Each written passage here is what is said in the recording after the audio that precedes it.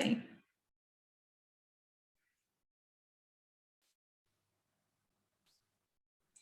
Okay, yep.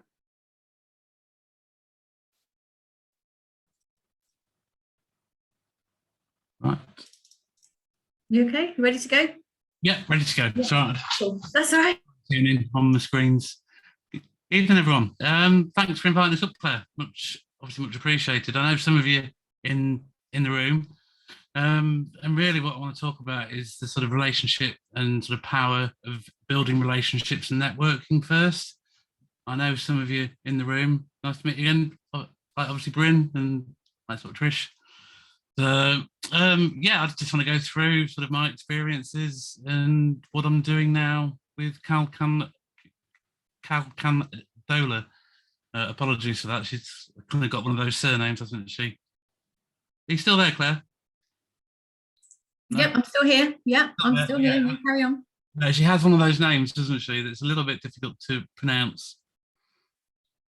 So I just want to go through my journey and just sort of basically show how sort of building relationships.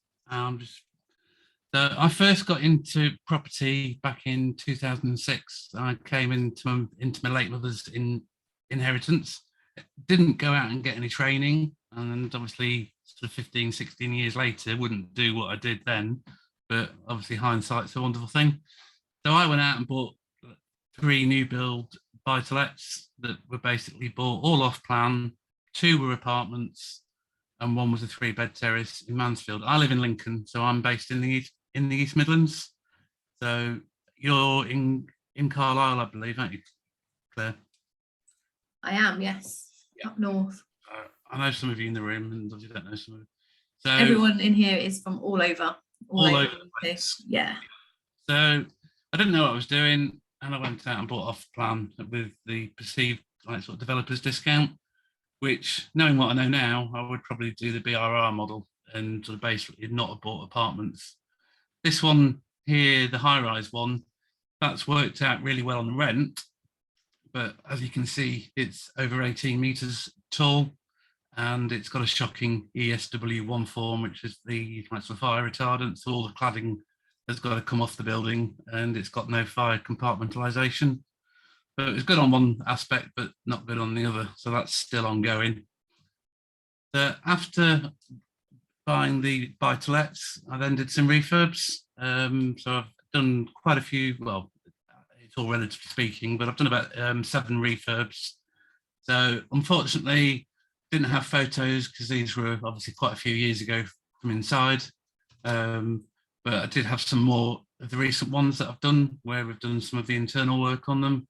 So obviously steels, and then we then sold this for 187,000, which we bought surprisingly cheap. We managed to buy that for 76. So that was quite a nice project, and I really enjoyed that one. As you can see, it obviously had a lot of work done internally, and it was basically a new build in an old shell. I then managed to source. I had an investor that I had a contact with who wanted to buy a property in Lincoln as a rental. So we basically took on a half already refurb sort of property, which I sourced off market with an estate agent in Lincoln. Not quite sure how that managed to actually work, but as you can see, we did make quite a bit of difference to the bathroom, but the sort of kitchen and the bathroom. So that's the same room. And then there was an upstairs bathroom as well. We did manage to do that. And in about 2018, I decided to go to the Leicester Progressive Property Network, PPN, where I met the good lady Cal Candola. I know a lot of you in the room will know Cal already, and yeah, I've built up a really good relationship with Cal over the years. I've known her now for about 4 years. I've attended some of her training courses that she's done, and I also went on a 12-month mentoring scheme with Cal in 2018, and she's still mentoring me now in 2022, which I think is quite a good sign of the relationship that I built up, being a mentor and a mentee, and the value that obviously Cal's bringing to me personally. Because during the mentoring sessions with Cal, I showed her a site in Lincoln, which we are now looking to do my first development on, of 27 eco apartments, because Cal and her husband Pete have also got a SIPS factory up in Edinburgh where they actually manufacture the SIP panels. So we've got Cal, the SIPs, and Cal also runs another networking called the Property Support Network with Liz Bateson. So I'm also helping her run those events, which are held monthly in Nottingham and also in Birmingham. So we've got on the team that we've got doing the build, so there's myself, there's Cal, we've got David Kemp, who's the planning consultant, we've got Peter, who is the construction lead, a gentleman called Adrian Bellingham. Apologies, my dog just wants to get in the office, so if you don't mind, I'll just let you in. Come on. And we've also got our build partner on board as well as a joint venture partner as well, which is Suki Carr. And she's also an investor with us as well. So she's wearing 3 hats, not just the one pink hat in the photo. And Callie's also involved in a lot to do with low carbon homes. I know she's had a lot of interest in your ICF that Darren's been doing, but she's also got another site in the Stoke-on-Trent that she's doing for 151 units, which is a mix of apartments and houses. So I know as a first-time developer to do a scheme of 27 apartments wouldn't be possible in terms of the investment and actually sort of getting any credibility. But it's the team that I've managed to connect with this relationship with Cal that's making it all sort of possible. So the site itself is in Lincoln. It used to be an old pub, which thankfully as a community asset has now been demolished. And I've got an option agreement on the land, which we've got another 3 months left on the option agreement now. But I've built up a really good relationship with the vendor and he's happy for us to extend it if we need to, because we're currently going into planning.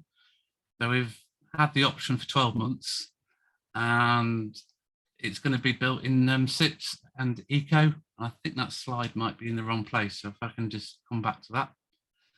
So this is the site that we've got in Lincoln. It's quite a big site. I think it's about 0.6 of an acre.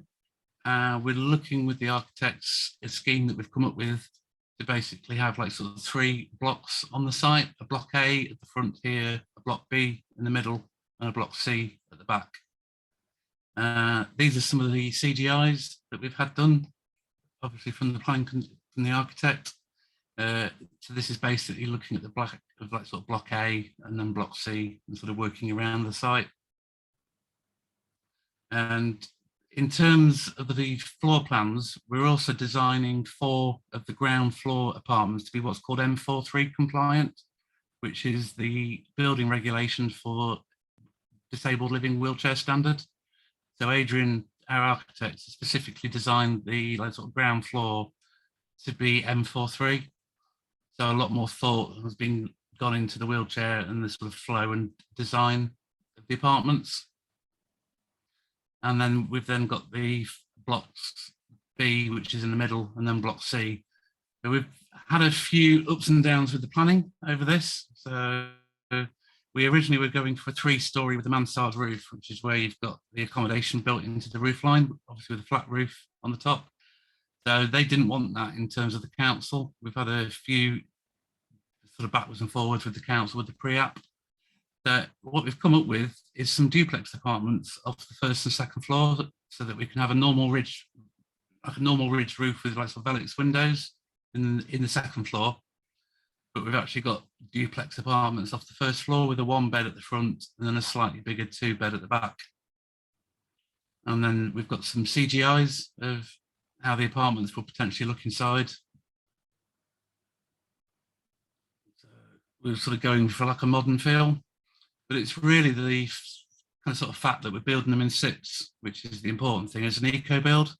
So in terms of the thermal efficiency of the building, the standard that the UK government are bringing in for 2025, we already exceed that by 65%. So they're effectively almost carbon neutral in terms of the running costs, which obviously at the minute with the cost of living sort of crisis, eco is obviously a big thing. We've also obviously through networking as well, I've met Caroline Monks, who's the editor of like sort of Blue Bricks, and she was quite fascinated by the story of how I met Cal and how I sort of doing a 27 apartment sort of multi-million pound GDV as my first new build project, which I still have to think, is this really happening to me? So I'm kind of going with the flow, if you like. The prospect of the zeros on the sort of obviously like on the actual spreadsheets and dealing with investors is quite daunting sort of prospect, having gone from buy-to-lets and refurbs. But that's the confidence that I've got in Cal, and obviously a lot of you know Cal and the reputation that she's got in the industry. I say, if I was trying to do this on my own, I wouldn't have a chance. So I'm just looking forward to the journey that I go on with Cal, really.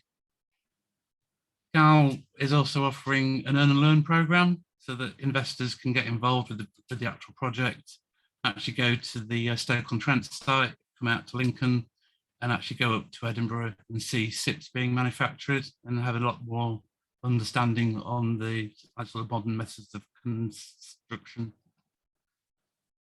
And that's really my journey in sort of property. If anyone would like to get in touch, obviously would like to connect with people that I don't know that are already in the room. And thanks for Claire for giving us the opportunity. Amazing. That was very short. I was expecting it to be so much longer. I did as well, to be honest. Bless you. Does anyone have any questions? Because I know that Steve did go through that quite quickly, but there must be questions about, especially from Darren, about all of the eco side of it. So yeah, by all means, shout away or put your hands up. Q&A and I'll... Oh, Gary, yeah. Hello, Steve, mate. Hi, Gary. How you doing? I'm good, fella. I did want to ask, because obviously you've got these professional people on board. You've got the architect, the construction lead, all this, all these sort of people. Yeah. Are you paying them as part of?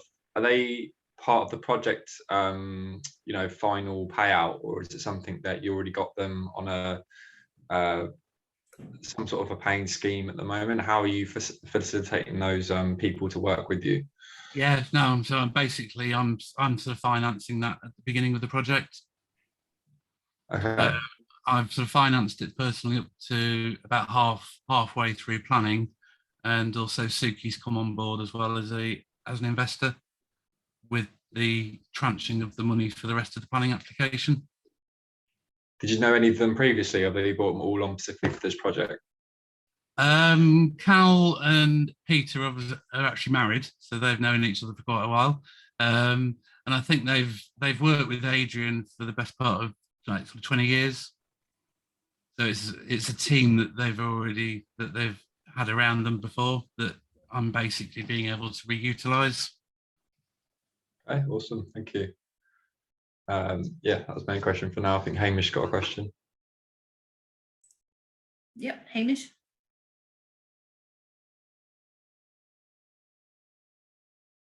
Oh, you're still muted. I'll mute myself. There we go. Hi, Steve. Hamish, hi, good evening. Nice to meet you. Nice to meet you. Yeah, it sounds really interesting. How are you creating net zero?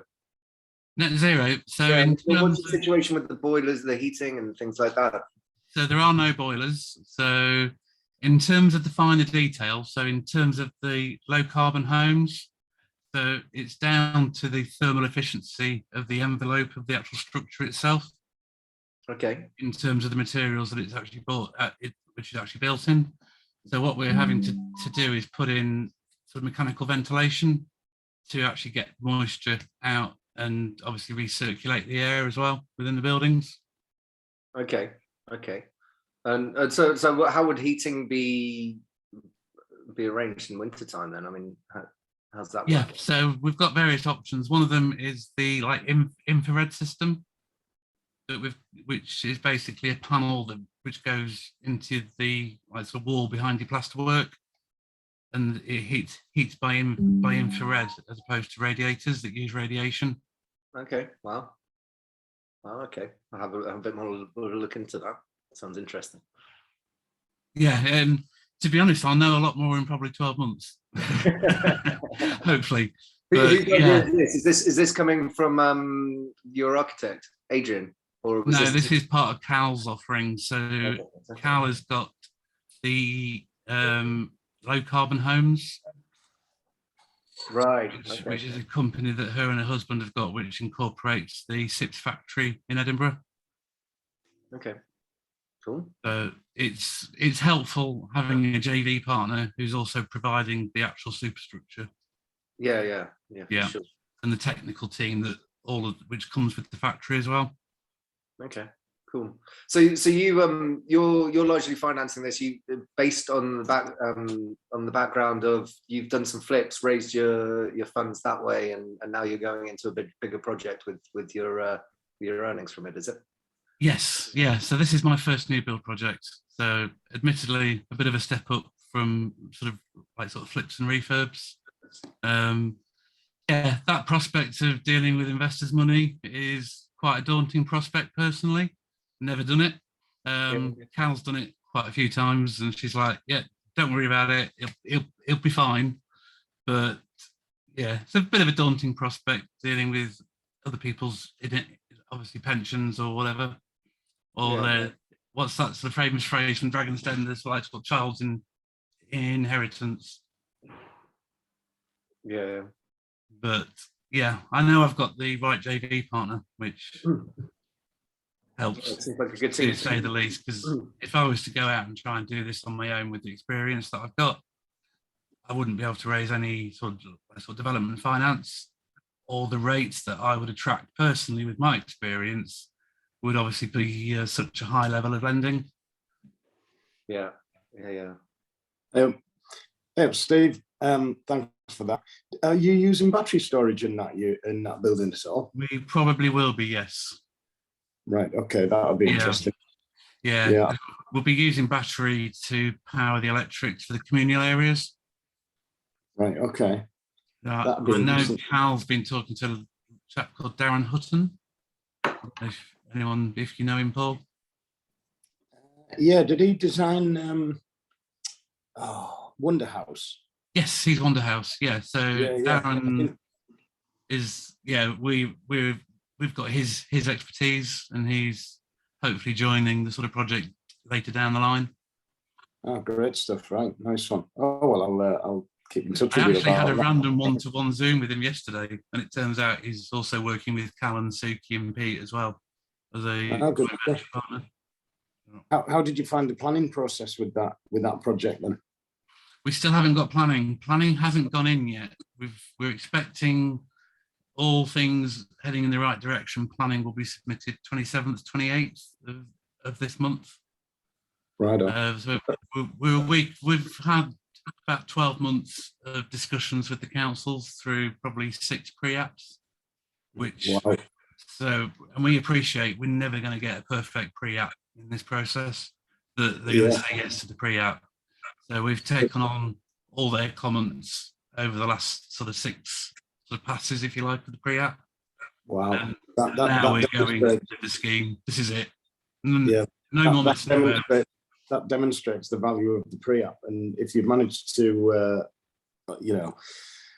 if you've managed to prove all of the conditions, or like what would I say? Like, if you've managed to box off all of the conditions that have gone for in pre-app, you've got a really good chance of getting it in planning. The site did have planning before, actually, but the vendor scheme didn't work in terms of being commercially viable.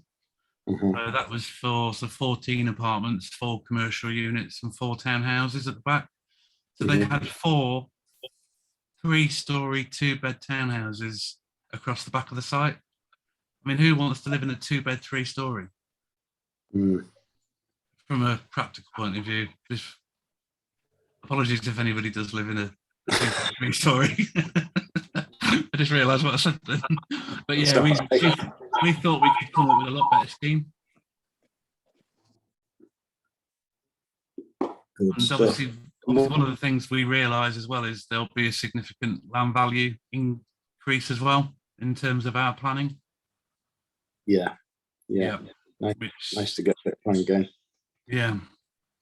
So as I say, I'm a bit of a newbie property developer, having done a few flips and refurbs, and now I've got the sort of big boy developer sort of pants on. Well, it's nice to be able to. It's a proper project, and it's like look- a little bit look- scary at times. And it's like, really, is this really going to happen, sort of thing? Well, this is the beauty of JVing. You know, a lot of people, you know, kind of in property, you want it. You know, it's such a risky business that you end up having to be a control freak to do any kind of refurb. And in that respect, you know, you get used to controlling all of the aspects in your journey, and then you realise once you have JV'd with other people, you're like, wow, it's like a three-legged race. So the front row of a scrum with three of you, it's like, you know, there's so much more power with three people doing three lots of different tasks. And, yeah, exactly. And it's the people that I've surrounded myself with as well, in terms of the right people. Am I right in saying Suki's just won Construction Company of the Year? Right, that's news to me. I wasn't aware of that, but I'll be really pleased if she has. Yes, I'm sure she has. We were talking about it at the last event. I gave her a hug and said, because she's on the front of the magazine, she'd won it. She's finished by it. Yes, she did. You're right. So yeah, thanks for that. You've got some good people about around that, you, mate. Oh, well done. So yeah, I hadn't that penny hadn't really dropped, I don't think. So to have Suki actually part of the JV as well, she's a director in the company as well. So we've actually got the buy-in from the build partner, as well as being an investor and a build partner and obviously director in the SPV. Yeah, I'm looking forward to it. It's going to be an interesting journey, and just sort of see what comes out the other end, really.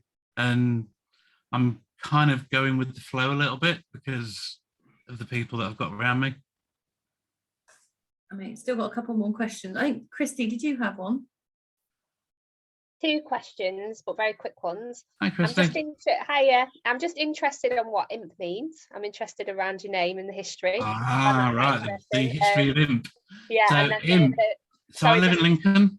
Yeah. So the local, I'm not a football fan, but the local sort of Lincoln City Football Club is known as the Imps, because the Imp it's a gargoyle basically in the cathedral, it's a little stone like sort of gargoyle feature that's been carved into the roof of the cathedral, and it's supposed to represent one of the devil's urchins or something like that, I think. But it's got a bit of folklore in Lincoln, obviously, with the sort of Lincoln City being called the Imps and the stadium. Yeah, I think the train that now goes to London is called the Imp as well. Amazing. So we've now got a direct link to King's Cross as well, which is really good. Amazing. I just wondered, I'm a nosy person like Yeah, that. no, that's fine. So that's where the Imp came from. My other question is related. Yeah. You mentioned on your video when Claire interviewed you that you're EPC A+. Yes. And I just wondered, you said you go into a little bit more about that on here, how you've managed that.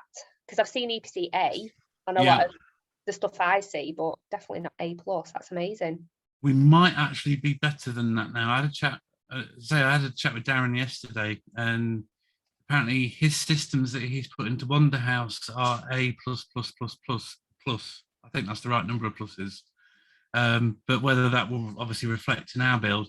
In terms of the technical side, I must apologise because I've not actually gone through this process yet. I'm happy to have obviously go away, find the information out, and obviously come back to you.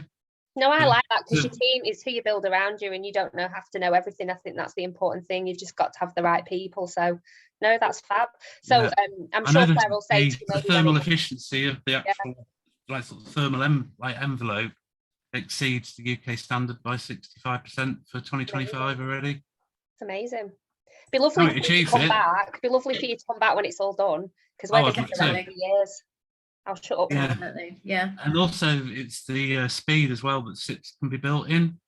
So the superstructure for a normal 3-bed property, they can put that up within about 2.5-3 days off the slab. So it's a lot quicker as well in terms of the build time rather than traditional build. So it'll be quite a quick build then? Yeah, relatively 9 to 12 months we're looking at. Oh, wow. And that's one of the advantages with 6 is on a big site like this is that you can do all the hard landscaping at the same time that you do your slabs, just because you haven't got all the wet sand and sort of plaster and everything else moving around site.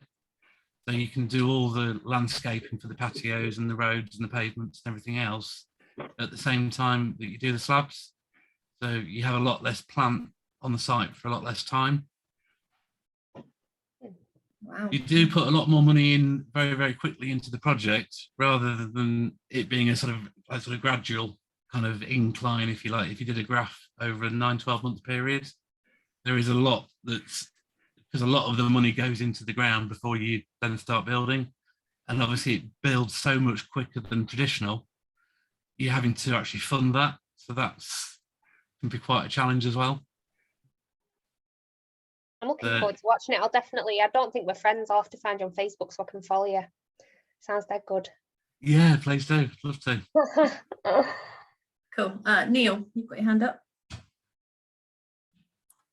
Hi, Steve. Who are the JV partners? Nice to meet you.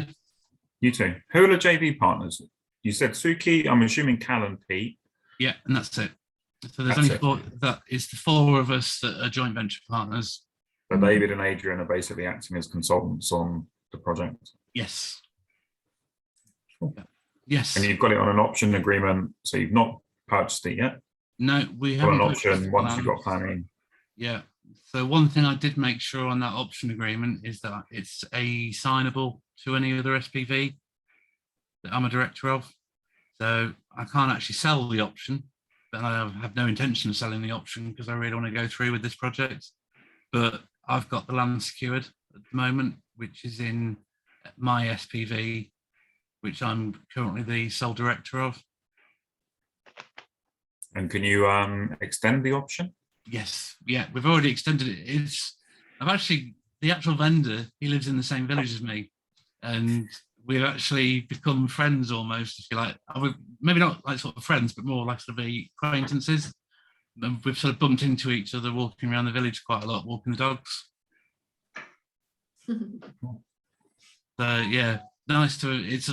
He's happy to sort of. He's basically said he's a man of his word, and if we need to extend again, he'll be happy to, because he knows that he's moving.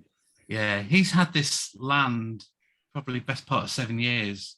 He originally bought it. He owns a car, sort of secondhand, like sort of car garage opposite, and he bought the pub and the land to actually look to build a new car like sort of showroom, but his plans have changed and he's now looking to sell everything, and basically he's been looking to offload this parcel of land for the best part of 5 years.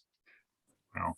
So it's fallen through sort of various times with other purchasers. I first looked at this land probably best part of 2.5, maybe 3 years ago, and we put an offer in at the time. And unfortunately, the vendor went with another party, but for whatever reason, that fell out, came back to market, and then the agent said, "Does your offer still stand?" We were like, "Yes," but that happened 4 times, where the vendor always went with another party, up until the time that we got the option agreement in place last year. So, yeah. For some reason, I recognise you. Were you on an online course that Cal did about 2 years ago during lockdown with Pete Kemp and? Yes, probably, yes, because that's why I recognise you. Property Support Network. Yeah. Okay. Yeah. Cool. Yeah. So I'm starting to build up a little bit of a reputation. Not sure if it's a good one or a bad one yet. The last question, and I'll let someone else go because I don't want to hog. You said about the upfront with all the groundworks and that in terms of the upfront cost. Yes. Presumably the SIPs present a huge upfront cost as well. Yes. Yep. Is that handled somehow through Cal to kind of even it out, or is it upfront cost as well to the project? Basically how it's required, the sort of funding for the SIPs is 25% on order, and then 50% on manufacturer, and then 25% on installation. Okay, so it will be reasonably upfront. Cool. Thank you very much. Good luck with it. hopefully we'll get some good credit terms, maybe. Cool. Trish, did you have a question? To be fair, it's been answered. I was really just, given that Steve had said his option effectively kind of expires or runs out in a couple of months' time, having done all this work. I'm really glad, Steve, you said you had a really good relationship with the seller, because of course, having done all this work and really produced a viable project in a way that he's not been able to produce a viable project. Yeah. Running out of time is like critical when it comes to getting to planning gain. Yeah. On time, because we haven't even got the planning application in yet, and the planning could take 12 weeks. So, it could take. Yes. Yeah. So as we know, it may be assignable, but it's usually assignable within the terms of the validity of the option. So unless he agrees and sticks to his word, you could have done an awful lot of work and not be the beneficiary of the result. I rang him the other night, and this has been weighing on his mind as well.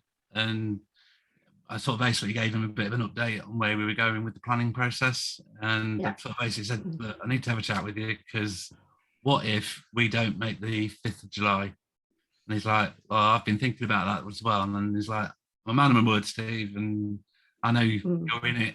And if you need to extend the option agreement, he wasn't pushing it, as in that he was actually happy just to have a gentleman's agreement. And I was like, actually, maybe I would like a bit more security than you just saying that you would be happy to accept this. And then I went down the avenue of like, well, how can we then initiate the actual purchase if we're trying to initiate an option agreement that's now expired? Your solicitor isn't going to be able to use that for us to actually complete on the land. So I says, I think we'll have to extend the option agreement, because and we'll just have to keep extending it, and then we can execute the right within the option agreement to then purchase the land. Yeah, of course. So that was my thought on it, because having done all this work and brought together this amazing team and created a viable project, which is ticking a lot of boxes, it'd be absolutely soul destroying right now if he said, hey, thanks for all of that. Thanks for getting this planning on my land. Thank you very much. And making it worth nearly twice as much. It's lovely to know there are some gentlemen still left in the world. However, when it comes to all the work you've done, seriously, my advice would be get that option agreement re-signed ASAP. We've got a few months yet. The solicitors that we use and he uses are fairly sort of quite quick as well. So, well, we've already extended it once. So we've now got the template for the terms of variation.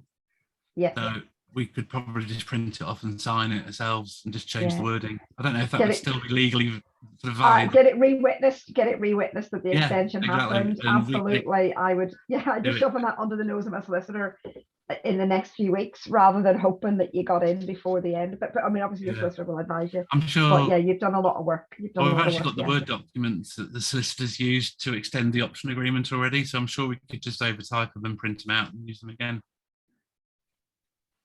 But I don't know how valid that would be legally if they hadn't gone through the solicitor's process. They don't have to go through a solicitor as long as they're witnessed and signed. Signed writing deed, not a problem. Oh, thank you very much, Joy. That will save us a few £100. Get him down the pub. Joy, take him down the pub, give him a Guinness, present him with the new documents, get them signed, get them witnessed at the pub, and that's it, deal's done. That was actually mentioned in the chat that we had. We've got a very nice pub in the village, and it was like, when we get planning or when we buy the site, we'll have to meet up and have a nice meal out and sort of celebrate. Because he's about the same age as me, so we get on quite well. Yeah. Cool. Right. Final question, Lee, before we open the breakout rooms. Hi, Steve. Thanks for your presentation. Really interesting project. You mentioned that you're not using boilers in the project for kind of heating and hot waters, and you already mentioned about having infrared for the heating.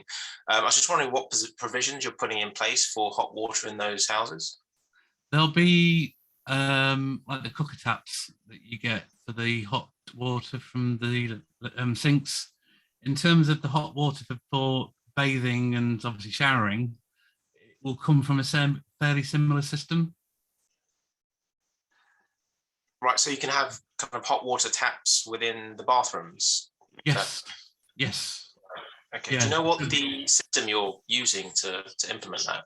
To be honest, that's a little bit further down the line than information I haven't got to hand. I can certainly find out for you and connect with you on Facebook or something and be happy to find out for you.